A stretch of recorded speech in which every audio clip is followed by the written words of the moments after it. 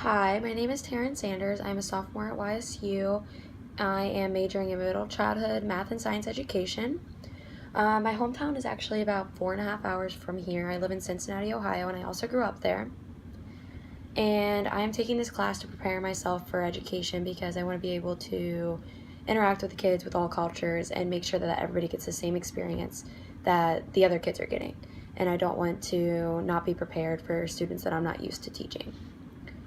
And then I don't really speak any other language. I did a little bit of Spanish. I did Spanish 1 and 2 when I was in high school.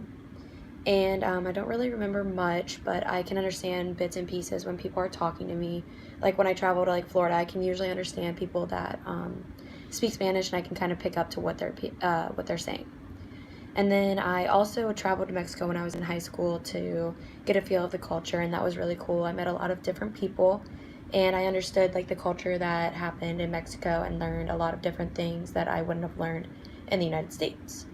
But I only have one intercultural experience that I can think of, and I had a friend named Anna, and she was from Brazil, and she came as a foreign exchange student, and we got really close, and we would always interact and try to understand each other's cultures. And so she would build on me and I would build on her, and it was really cool to see the different aspects of her culture versus ours.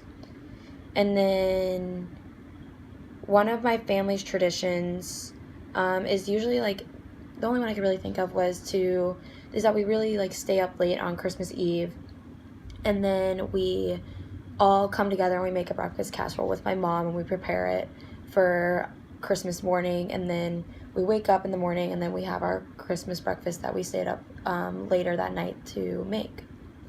And then a hidden cultural thing about me is that I'm actually part Cherokee. My grandpa is 50% Cherokee, so yeah, and that's all I have. Thanks for listening.